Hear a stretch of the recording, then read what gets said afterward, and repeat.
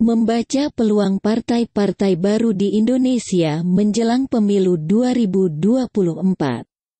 Belajar dari pemilu 2009, ada 40 lebih partai jadi peserta pemilu, namun kebanyakan justru tidak lolos ke parlemen.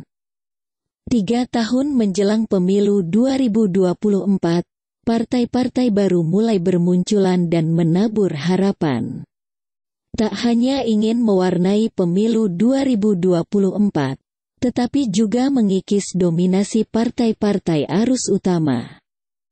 Setiap partai baru memang diperhadapkan dengan persyaratan undang-undang pemilu yang berat agar bisa menjadi peserta pemilu 2024. Dalam hal ini, Undang-Undang Nomor 7 Tahun 2017 tentang Pemilihan Umum.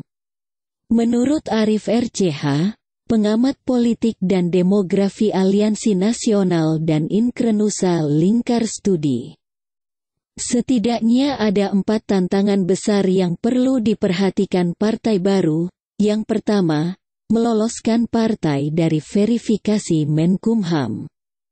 Dengan memenuhi syarat presentase kepengurusan di tingkat provinsi se-Indonesia, hingga kabupaten kota dan kecamatan.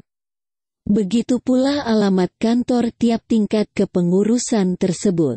Yang kedua, kata dia, persyaratan verifikasi faktual yang berat membuat partai baru dipaksa mengeluarkan modal yang tidak sedikit sebelum tahap kampanye atau pemungutan suara. Yang ketiga, partai baru tidak bisa mencalonkan presiden, sehingga tidak punya efek sistemik meningkatkan elektabilitas partai, jelasnya. Padahal, dalam banyak survei, faktor ketokohan penting dalam menggait dukungan pemilih. Biasanya, ketokohan itu mewujud pada calon presiden yang diusung oleh partai. Yang keempat, ambang batas parlemen sebesar 4% membuat partai baru kesulitan untuk bersaing dengan partai arus utama di tingkat nasional. Terutama dalam meraih kursi tingkat pusat yang memang tidak akan mudah. Pada pemilu lalu, sejumlah partai politik peserta pemilu gagal meraih kursi tingkat pusat. Mereka hanya mampu meraih kursi di tingkat provinsi dan kabupaten kota. Di antara partai-partai yang gagal lolos tersebut misalnya Partai Bulan Bintang, Partai Perindo, Partai Sarekat Indonesia atau disingkat PSI, Partai Berkarya, Partai Garuda, Partai PKPI. Hingga Partai Hanura yang sebelumnya justru memiliki wakil di parlemen tingkat pusat namun pada pemilu lalu gagal meraih kursi di DPR RI. Artinya partai-partai baru memang mendapat tantangan yang berat untuk bersaing di tingkat nasional.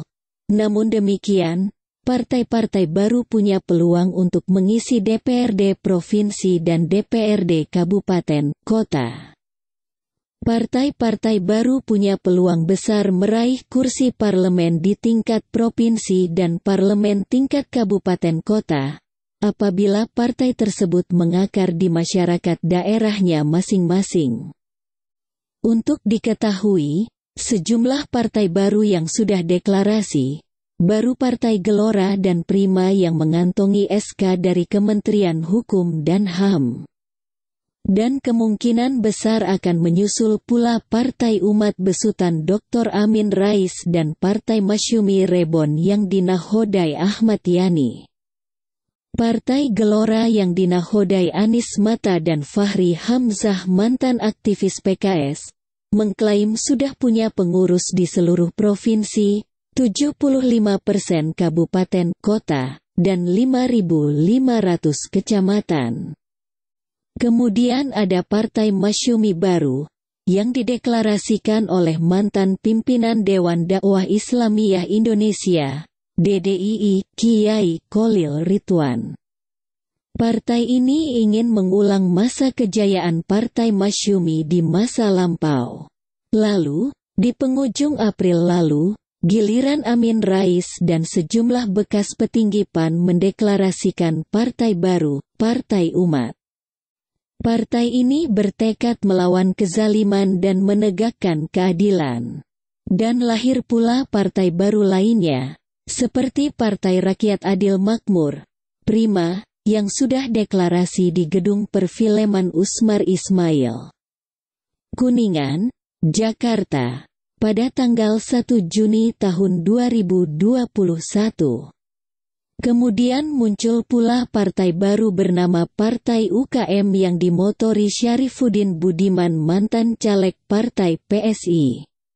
Kemudian Barisan NKRI Permanen mendirikan pula partai baru bernama Partai Padi yang merupakan singkatan Partai Anak Daerah Indonesia, yang dimotori Simon Metal-Meti, aktivis HAM dari Papua.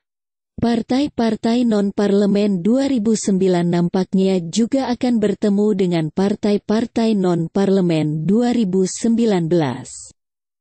Partai-partai yang sudah pernah menjadi peserta pemilu ini memiliki pengalaman bertarung dalam kompetisi pemilu tanah air, diantaranya besar kemungkinan akan bersiap pula menjadi peserta pemilu 2024. PKNU, PDS, Partai Patriot, Partai Barnas, Partai Matahari Bangsa, Partai PKPB, Partai Demokrasi Pembaharuan, PDP, Partai Buruh, Partai PPNUI, Partai Pakar Pangan, Partai Merdeka dan sebagainya. Ditambah partai non-parlemen 2019, maka lengkaplah menjadi puluhan partai politik baru yang akan menghiasi ranah politik tanah air pada 2024 akan datang. Yang jelas bagi partai baru, jangan berhenti pada sekedar semangat, akan tetapi butuh kalkulasi matang, manajemen organisasi yang handal dan profesional, keahlian merangkul minat publik, kepiawaian memanfaatkan teknologi, kesiapan finansial dan siap menghabiskan waktu dan umur untuk membesarkan partai masing-masing. Butuh pengorbanan yang tidak kecil untuk mencapai cita-cita kemenangan yang diharapkan. Sekian, terima kasih.